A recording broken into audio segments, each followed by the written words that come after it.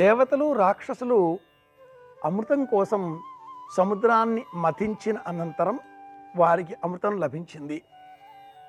మోహిని అవతారాన్ని ధరించిన ఆ శ్రీమన్నారాయణమూర్తి అమృతాన్ని దేవతలకు అందించాడు. దేవతలు పరమానంద భరితులయ్యారు. ఆ సమయంలో అక్కడే ఉన్నటువంటి మానవులు అమృతాన్ని దేవతలకు ఇచ్చినప్పుడు మాకేమి అని ప్రశ్నించగా బ్రహ్మదేవుడు నిమ్మ మొక్కను సృష్టించి మానవ జాతికి అందించినట్లుగా వేదంలో ఉన్న కథ. దానితో మానవులంతా నిమ్మ మొక్కను పెంచుకొని నిమ్మ పండు ఆహార పదార్థాలలో జతపరుచుకొని నిమ్మ చెట్టు వల్ల వచ్చే వాసనతో అనారోగ్యాలన్నీ కూడా తొలగించుకొని సంపూర్ణ ఆరోగ్యవంతులైనారు. దానితో మళ్ళీ దేవతలకే చిక్కు వచ్చి ఏర్పడింది. మానవులు జన్మించిన అనంతరం మరణించాలి. పుట్టుక అనేది గిట్టుట కొరకే. ఆ మరణించిన వారు మళ్ళీ జన్మించాలి. ఈ క్రమం లేకుండా నిమ్మ చెట్టు అమృత ఫలం వారికి అందడంతో మరి వారికి ఎలా అన్న ప్రశ్న రావడంతో బ్రహ్మదేవుడిని ఇలా చేస్తే ఎలా స్వామి అంటూ దేవతలు ప్రశ్నించగా బ్రహ్మదేవుడు క్షణం ఆలోచించి ఆ నిమ్మ చెట్టులోనే చిన్న మార్పు చేయడంతో నిమ్మ పండులో గింజలు వచ్చి చేరాయి. నిమ్మకాయ, నిమ్మ పండు ఎంత అమృతమయమో ఆ గింజ అంత కటిక చేదు. నిమ్మ రసం స్వీకరించే మనం నిమ్మ గింజని పారవేస్తూ ఉంటాం. స్యుర్జంబీరే దంతశఠ అని అమరకోశం. దంతశఠ ఈ నిమ్మరసం పండ్లను రక్షిస్తుంది, పండ్లకు హానికారకం కూడా. జంభ జంభీర జంభలా అని అమరకోశం. జంబీరము అంటే ఆ అర్థం వేరే. అక్కడ గజనిమ్మ అని చెబుతారు, చాలా పెద్దదిగా ఉండేది. జంభీరము అనగానే నిమ్మ మనం చూసేది. అమరకోశంలో 2వ కాండలో వనౌషధి వర్గంలో జంభ జంభీర జమ్యతే భక్ష్యత ఇది జంబీర.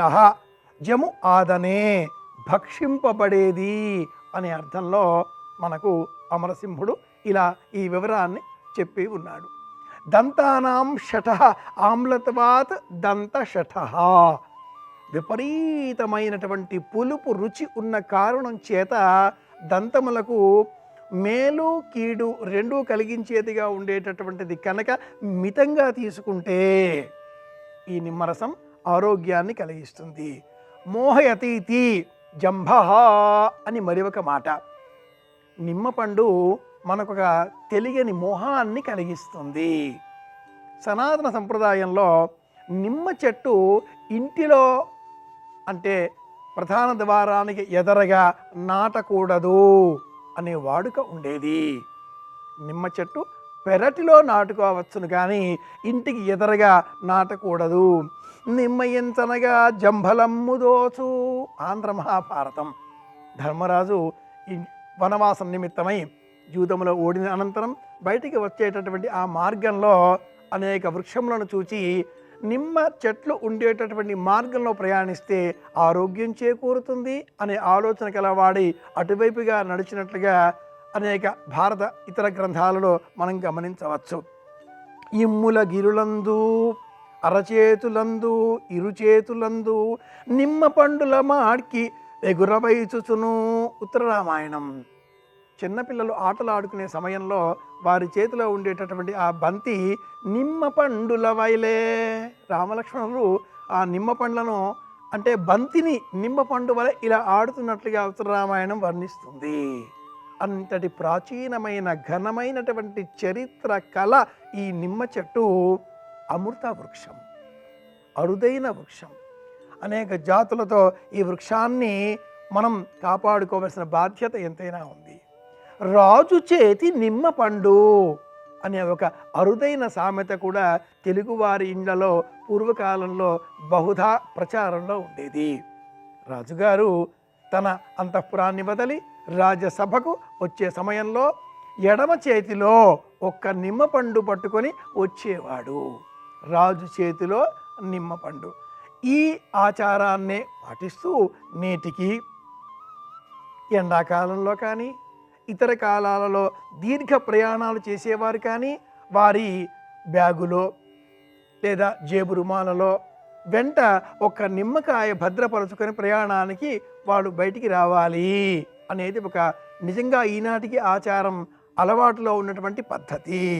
నిమ్మ కరివేసిన చందంబునందు అంతకంతకు అంపరగా అగ్గలంబై సారంగా చరిత్రలో వచ్చేటటువంటి నిమ్మకు ఎరువేస్తే ఆ నిమ్మ పదింతలు అలా అలా అలా అంత వేగంగా పెరుగుతుంది.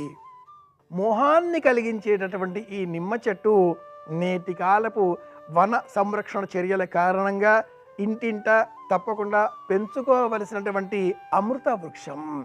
ఇంటికి ఆగ్నేయ దిగ్భాగంలో కానీ వాయవ్య దిగ్భాగంలో కానీ పెరటి చెట్టుగా కానీ ఎదరగా కానీ ఈ నిమ్మ చెట్టును తప్పకుండా పెంచవచ్చు. అలాగే అపార్ట్మెంట్ సంస్కృతి ఉన్న ఎడల పూల కుండీలలో కూడా ఈ నిమ్మ తప్పకుండా పెంచవచ్చు. పంచబిల్వములలో నిమ్మ ఒకటి కనుక మనకు అనారోగ్యం, దీర్ఘకాలిక సమస్యలు ఉన్న ఎడల శివారాధనలో బిల్వపత్రి ఎలా వినియోగిస్తున్నామో అలాగే ఒక్క నిమ్మ ఆకును కూడా తెంపి శివార్పణం అంటూ శివుడిపైన సమర్పించినట్లయితే సమస్త వ్యాధుల నుంచి మనకు ఉపశమనం లభిస్తుంది అని రుద్రకామ్యార్చన విధానం అనే గ్రంథం తెలియజేస్తుంది. పంచబిల్వములలో నిమ్మ ఒకటి. మనకు మారేడు పత్రి లభించినప్పుడు ప్రత్యామ్నాయంగా సమర్పించవలసిన ఆ దళం నిమ్మ ఆకు.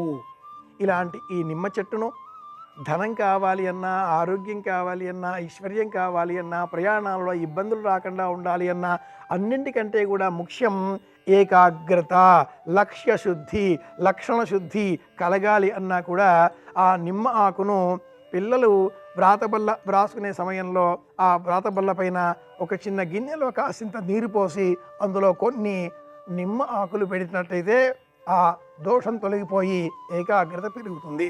అలాగే నవగ్రహ దోషాలు తొలగించుకోవడం కోసం పాటించవలసిన పరిహారాలలో ఒక్క గాజు గ్లాసులో నీరు పోసి నిమ్మకాయను ఉత్తరించి డిప్పల వలె సిద్ధం చేసి అందులో నిమ్మ దీపం వెలిగించి ఆ నవగ్రహాలకు నమస్కారం చేసినట్లయితే అన్నింటి అనుగ్రహం మనకు సంపూర్ణంగా లభిస్తుంది. మంగళవారం రాహుకాల దీపం వెలిగించే సమయంలో కూడా నిమ్మ పండుతో దీపం వెలిగించి కృష్ణాంగారక సంబంధంగా వచ్చే స్తోత్రాన్ని కానీ, రుణ విమోచన కుజ స్తోత్రం కానీ, సంకటనాశన స్తోత్రం కానీ విన్నా చదివినా కూడా అప్పుల బాధ నుంచి ఉపశమనం లభిస్తుంది. తీవ్రమైన ఆర్థిక సమస్యలు కలవారు ఆ నిమ్మరసాన్ని స్వీకరించినట్లయితే ఆలోచనలు సవ్యంగా కొనసాగుతూ ఏ విధంగా ఈ ధనాన్ని సమకూర్చుకోవాలనో అనేటటువంటి సవ్యమైన ఊహలు పొందగలిగిన వారు అవుతారు.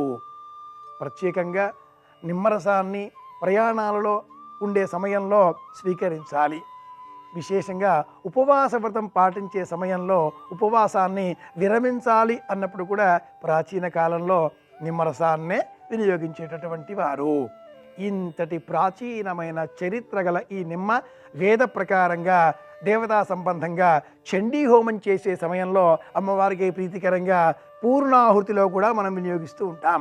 అమ్మవారి గళసీమలో కంఠములో ఈ నిమ్మకాయలతో మాలిక సిద్ధం చేసి అలంకరించినట్లయితే సమస్తమైన ఐశ్వర్యాలు మనకు లభిస్తాయి అని మార్కండేయ పురాణం తెలియజేస్తుంది. ఇంతటి పవిత్రమైన నిమ్మ వృక్షాన్ని కాపాడుకుందాం, ఇంటింటా పెంచే ప్రయత్నం చేద్దాం.